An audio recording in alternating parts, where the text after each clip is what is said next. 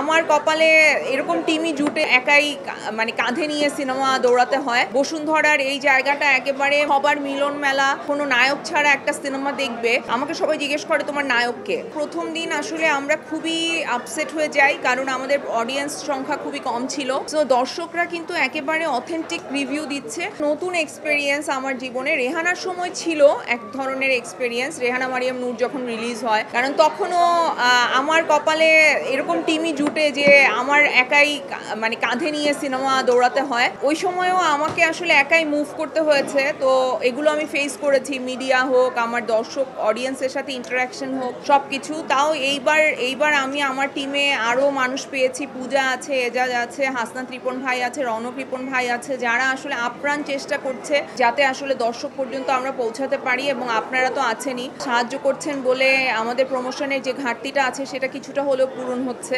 ভালো লাগছে আসলে। আমার রেহানা মারিয়াম নূর যখন রিলিজ হয় তখন ওইটা ইন্ডিভিজুয়াল সিনেমা রিলিজ হয়েছে, তো তখন তো আসলে এরকম উৎসব ব্যাপারটা ছিল না। এখন যেটা হয়েছে যে সবগুলো সিনেমা রিলিজ হচ্ছে, বসুন্ধরার এই জায়গাটা একেবারে মানে মনে হচ্ছে যে মানে সবার মিলন মেলা। সব আর্টিস্টরা আসছে, সাংবাদিকরা আসছে, ডিরেক্টর প্রডিউসাররা আসছে, দেখা হচ্ছে, আড্ডা হচ্ছে। এটা একটা একদমই নতুন এক্সপিরিয়েন্স আমার জন্য। আমাদেরটা বেড়েছে। আমাদেরটা প্রথম দিন আসলে আমরা খুবই আপসেট হয়ে যাই, কারণ আমাদের অডিয়েন্স সংখ্যা খুবই কম ছিল। তারপরের দিন বাড়তে শুরু করে এবং এখনো পর্যন্ত আমরা আসলে যে পরিমাণে অডিয়েন্স পাচ্ছি, আমরা এর চাইতে বেশি আসলে এক্সপেক্টও করি নাই।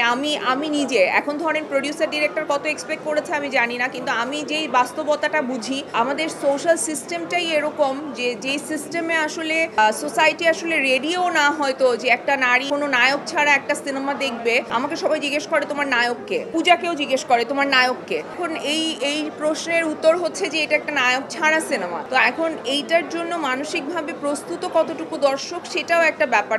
কিন্তু আমার কাছে আমাকে অডিয়েন্স সারপ্রাইজ করেছে। তারা আসলে এরকম সিনেমাকে গ্রহণ করছে। আপনারা রিভিউ নিচ্ছেন, আপনারা দেখেছেন।